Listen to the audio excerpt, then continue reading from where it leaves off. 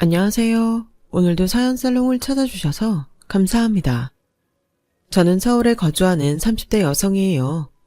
출생은 서울에서 했지만 5살 때 충청도로 이사를 가서 사실상 서울에서의 어릴 적 기억은 남아있지 않아요. 충청도에서 고등학교까지 나왔고요. 대학은 경기도에 있는 곳으로 갔답니다. 도저히 못 버텨서 중간에 휴학을 했다가 영영 학교 생활로 돌아가지 못한 채 자퇴라는 길을 걸었죠. 굳이 대학 졸업장에 사활을 걸고 싶지 않았던 마음도 당시에는 컸거니와 저를 의도적으로 왕따시키고 헛소문을 만들어 퍼뜨리는 과 동기들 때문에 인간에 대한 불신에 걸렸었고 너무 힘들어서 대학을 그만둘 수밖에 없었네요. 저희 부모님께서는 충청도의 시골에서 작게 농사를 지으시면서 동네에 오래된 작은 슈퍼를 운영해 오셨어요. 서울에서 살다가 충청도행을 택하셨던 것도 저희 친할아버지 친할머니께서 운영해 오신 작은 슈퍼를 물려받기 위함이셨답니다.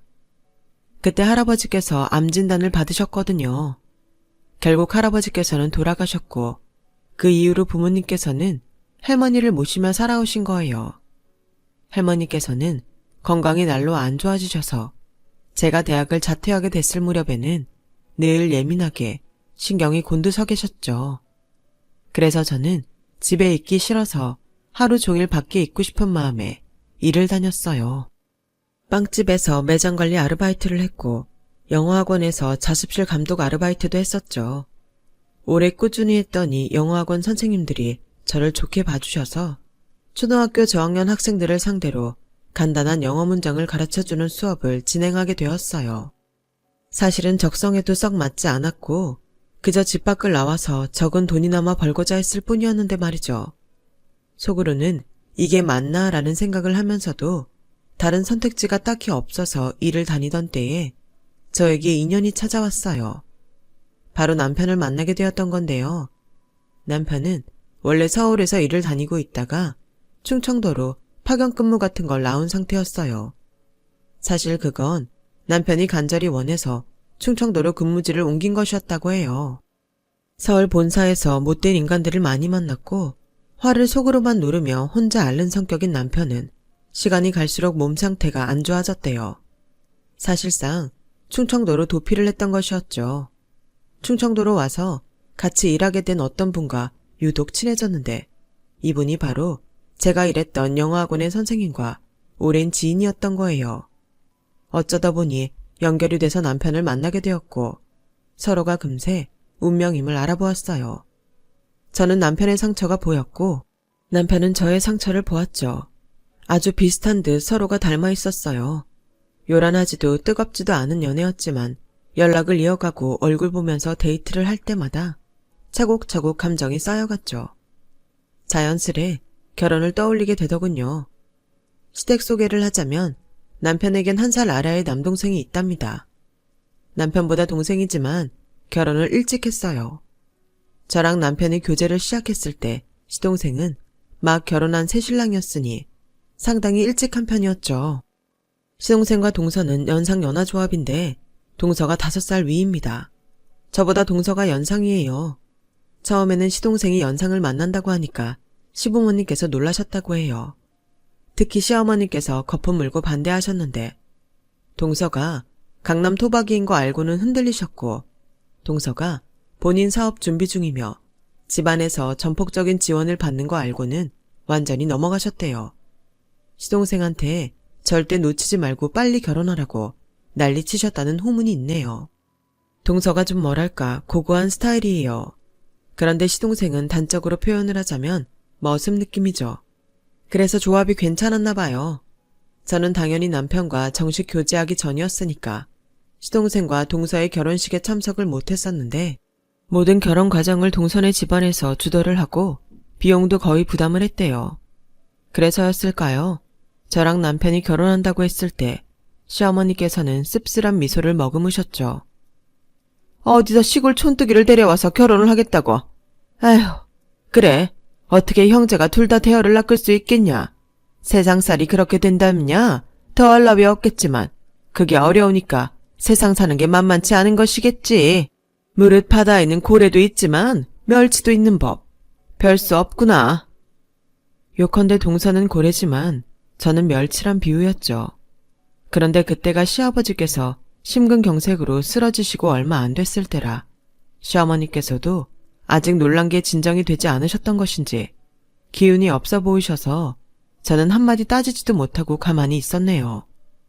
지금 생각해보니까 그때 시아버지께서 편찮으시지 않았다면 시어머니께서는 저랑 남편의 결혼 과정에 어마어마한 참견과 훈수를 두셨을 것 같아요. 결혼하고 나서 그대로 충청도에 머물러서 살았어요. 장남이 가까이 있어야 한다며 언짢은 기색을 내비치셨던 시어머니께서는 이렇게 툴툴대시며 순응하셨죠. 우리 작은 애가 워낙 장가를 잘 가는 바람에 똑 부러지고 멋이 넘치는 작은 며느리가 가까이 있으니 시골녀는 시골에서 그대로 살게 하는 수밖에. 듣는 시골년의 기분이 무척 상했으나 어차피 앞으로 멀리 떨어져 지낼 것인데 구태여 감정 상하는 일 만들고 싶지 않아서 참았어요. 친정 근처에서 살고 싶어하는 저의 뜻을 남편은 따라주었고 본사로 안 올라가고 계속 충청도에서 일을 다니겠다 했어요. 저한테는 친언니가 한 명 있는데요. 형부가 종교활동을 하셔서 언니가 그에 맞춰서 살다가 아예 캄보디아로 갔어요. 부모님께서 언니랑은 자주 연락을 하시지만 잘 볼 수 있는 건 아니니까 제가 부모님 곁에 더 있어드리고 싶었네요. 그런 마음으로 서울행을 염두에 두지 않았던 거예요. 부모님의 지인분을 통해서 빌라 전세 얻어서 신혼생활 시작했어요. 남편은 회사 다니고 저는 살림하면서 매일같이 친정에 들락날락하고 그러면서 지냈어요. 시어머니께선 저랑 딱히 하실 대화도 없으면서 일주일에 3번은 안부전화를 꼭 하라고 하셔서 지켰거든요.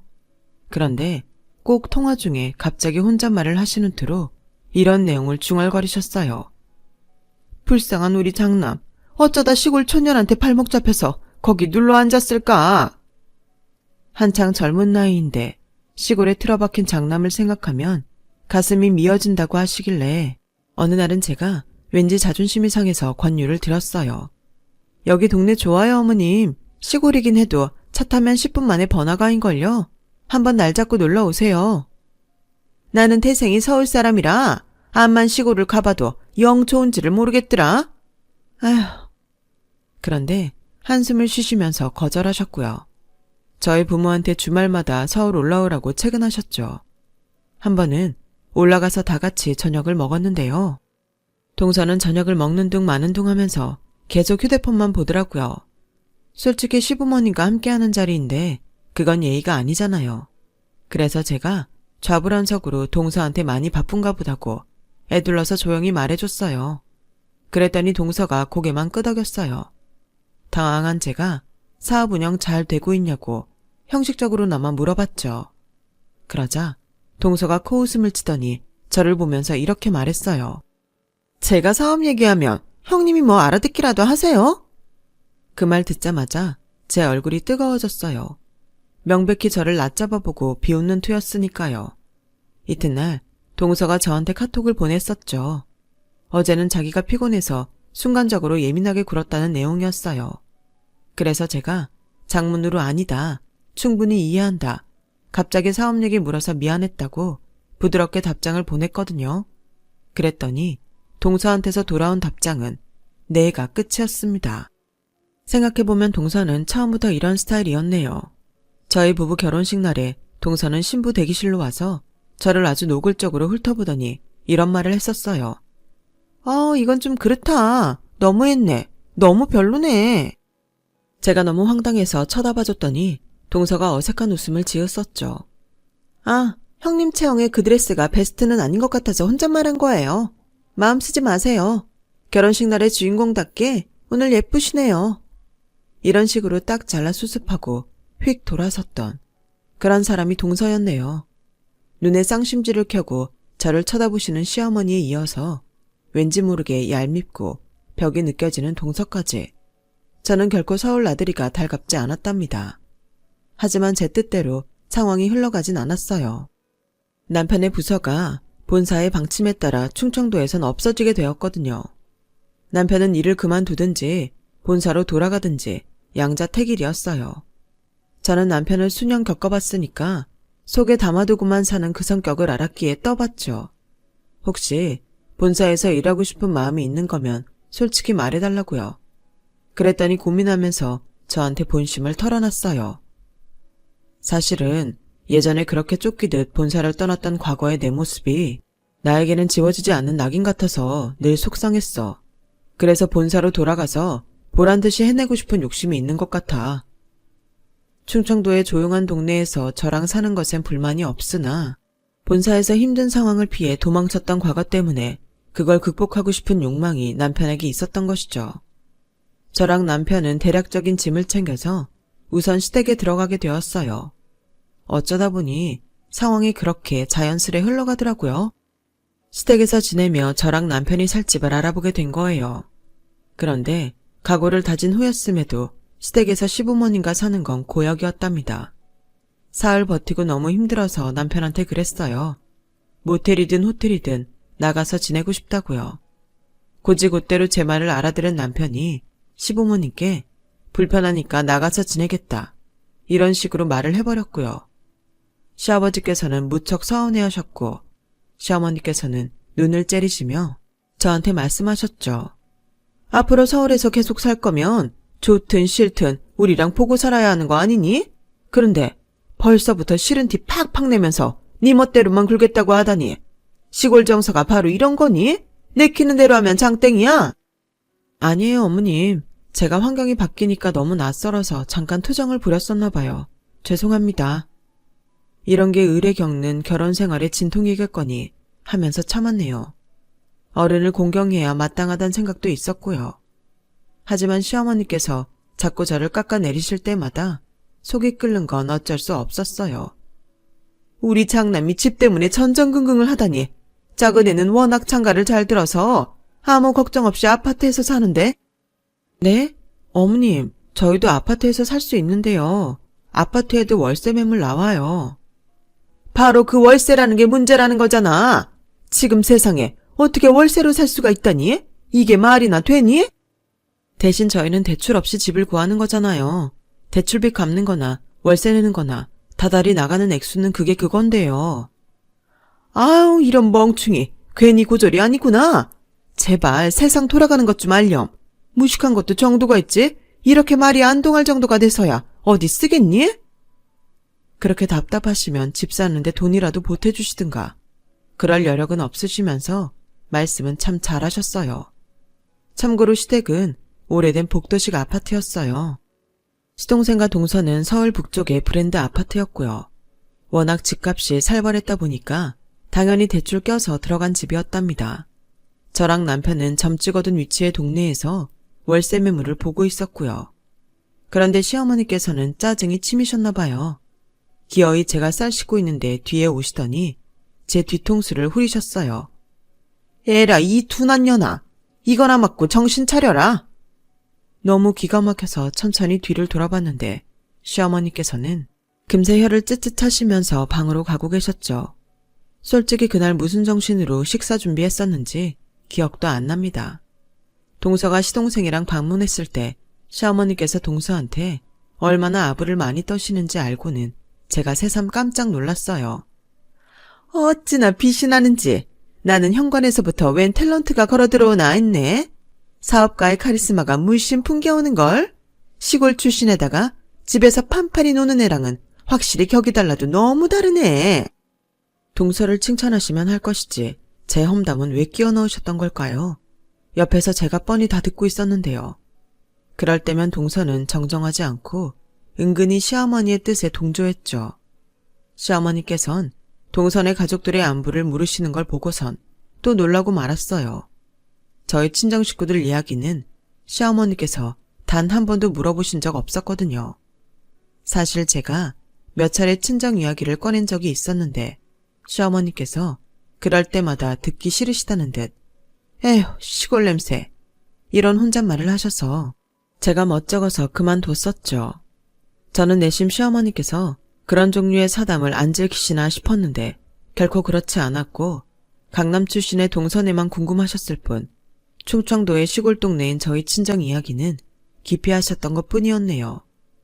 씁쓸한 마음을 애써 눌렀지만 시어머니 앞에서도 계속 휴대폰만 들여다보면서 딴청 피우고 밥상 차릴 때도 손 하나 까딱 안 하고선 먹을 준비만 하고 있는 동서를 보면 저의 처지와 비교되는 것은 어쩔 수 없었어요. 사람 마음이라는 게 그렇더라고요. 비교되니까 서러웠어요. 그러던 때 시어머니께서 갑자기 동남아 여행을 가시게 되었어요. 여행사에서 땡처리 특가로 나온 상품을 시어머니께서 사촌분들, 동네 친구분들과 모여서 가시게 된 거예요. 갑작스레 떠나게 된 여행길이라 더 설렌다면서 즐거워하시길래 남편과 상의해서 용돈 30만 원 드렸네요. 돈을 받으신 시어머니께선 화답으로 저에게 잔소리를 퍼부으셨고요. 나 없는 동안 기강 해이해져서 살림만 하고 퍼질 게 눈에 훤하구나. 청소는 잘해놨나? 밥은 때마다 차렸나? 내가 다녀와서 다 확인할 테니까 놀고 자빠질 생각일랑 하지 않는 게 좋을 거야? 그냥 네네 알겠습니다 대답하고 말았어요.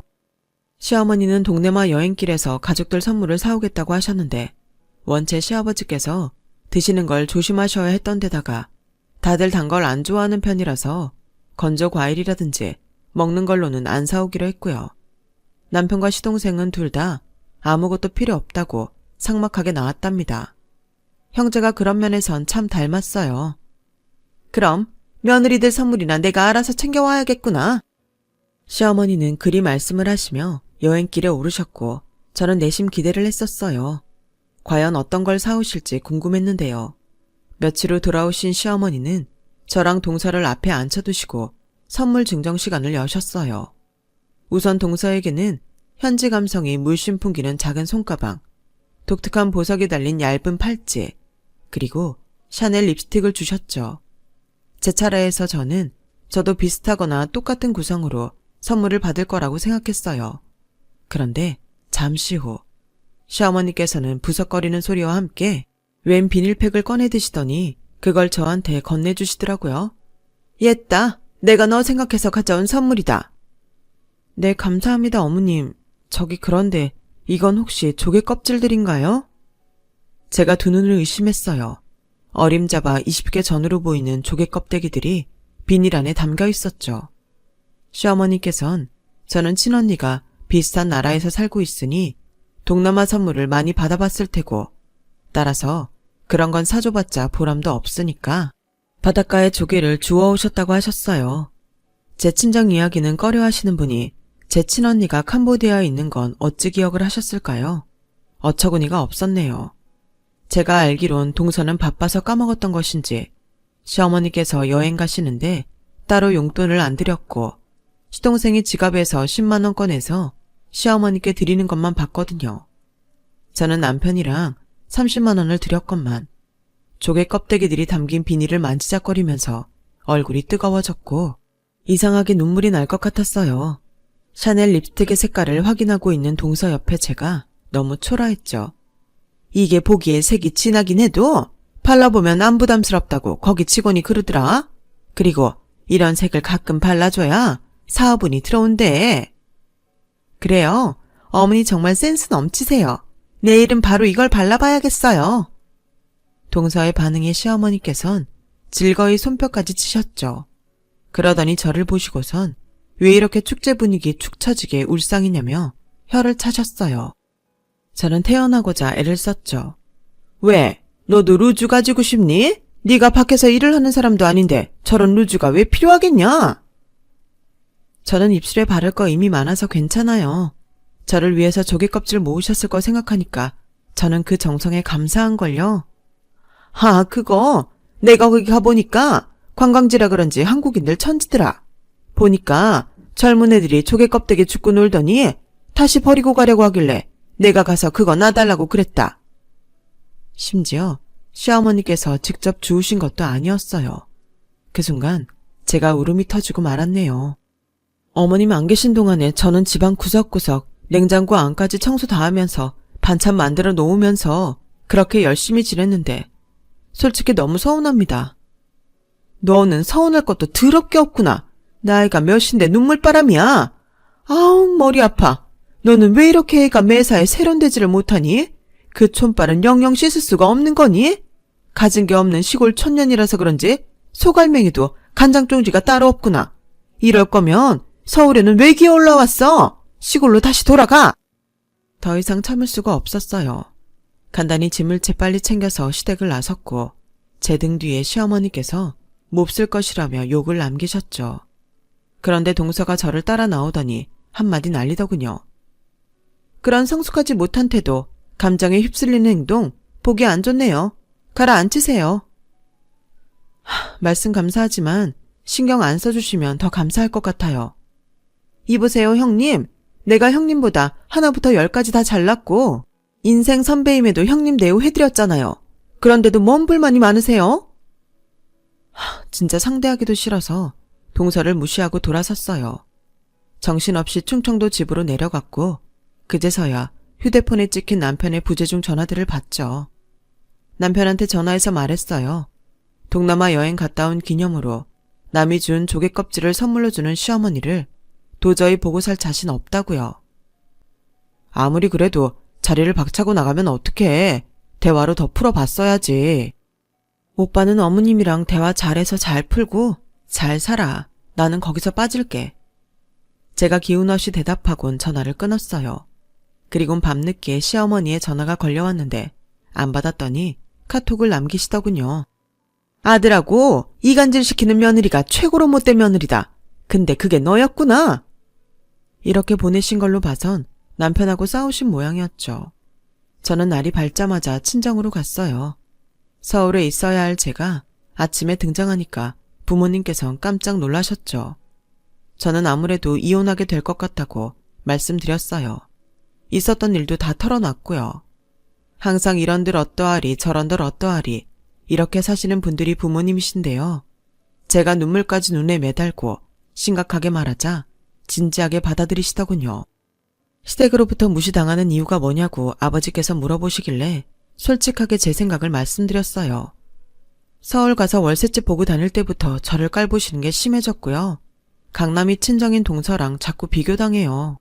시골 출신인데다가 고졸인 제가 서울에서 변변찮은 직구에서 살 거라고 시어머니는 생각하시고요. 저 때문에 당신의 장남 인생이 구질구질해졌다고 질색을 하고 계세요. 부모님께 이런 이야기를 전해드리는 것 자체가 불효인 것 같아서 너무 죄송했어요. 부모님께서는 가만히 듣고 계셨고요. 그런데 그날 오후에 남편이 왔어요. 급하게 회사에 반차 내고 내려왔다고 하더군요. 자기가 가만히 생각해보니까 조개 껍데기 선물은 선을 넘은 것 같다고 했어요. 저희끼리 대화가 끝난 후에 부모님께서 남편을 호출하셨어요.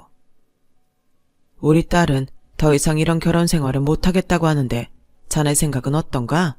이참에 사부인께서 염원하시는 대로 우리 딸보다 더 잘난 여자를 찾아볼 마음은 없나? 아버지의 말씀에 저는 놀라고 말았는데 옆에서 남편은 눈 하나 깜짝 안 하더니 조용히 대답했죠. 저는 강남 출신 아내, 사업하는 아내, 그런 거 다 필요 없습니다. 그런 거 생각해서 제가 이 사람 만난 거 아닙니다. 힘들 때 기대고 싶어서 만났고 서로 의지하고 싶어서 결혼했어요. 제 인생 최고의 선택입니다, 장인어른. 그래, 그럼 됐네. 서울 올라가서 빨리 집부터 구해. 월세든 전세든 매매든 돈은 우리가 대줄 테니까. 예? 집값을 대주시겠다니 그게 무슨 말씀이신지. 우리가 괜히 노모를 모시면서 사는 집이 아니거든. 이 동네 이 지역에 우리 어머니 소유의 땅이 얼마나 많은데 우리 집 속된 말로 땅 부잣집이야. 남편은 너무 놀란 나머지 말문이 막혀 있었고 저도 당황스러웠죠. 할머니께선 보통 황소고집이 아니신 분이라 돌아가실 때까지 무조건 재산을 한 푼도 손에서 내놓지 않으실 거라고 호언장담하신 분이거든요. 그걸 제가 다 뻔히 알고 있는데 할머니 재산을 아버지께서 거론하실지 몰랐어요. 그런데 부모님께선 제 상황 듣고선 굳게 각오를 다지신 모양이었더군요. 할머니 설득에 들어가신 거예요. 할머니께서는 귀가 좀 안 들리시고 성격이 무진장 괴팍하세요. 남들 얘기 절대 안 들으시고 설득 당하시는 분도 아니에요. 그럼에도 제가 겪은 일화를 저희 부모님께 들으시고는 기함하셨어요. 뭐시? 그 육실할 놈의 것들이 내 손녀를 업신여겨? 가방끈 짧고 시골 촌뜨기에다가 돈도 없다면서 무시를 해버렸다고. 이런 개같은 서울 촌년들을 보았나? 애미야, 삼거리 부동산 김씨 당장 불러와라. 팔아치울 땅부터 보게. 부모님께서 온갖 가머니설들을 읊어드려도 지난 세월 꿈쩍 안 하셨던 분이 할머니셨는데 돌아가시기 전까지는 절대 재산 한 줌도 손에서 안 놓으실 줄 알았어요. 그런데 저 때문에 마음을 돌리실 줄은 상상도 못했답니다. 그리고 친언니한테 연락을 했는데 전혀 재산 욕심 따위 없다면서 저보고 할머니께서 재산을 물려주시면 그거 혼자 다 써도 상관없다고 하더군요. 형부도 마찬가지였어요. 어쩐지 내가 지난달부터 처제 생각이 자꾸만 나서 기도를 하게 되더라고. 열심히 기도한 보람이 이렇게 돌아왔나 보다 처제. 우리는 돈 욕심 없어. 다음에 우리가 한국 들어가면 맛있는 삼겹살이나 구워줘.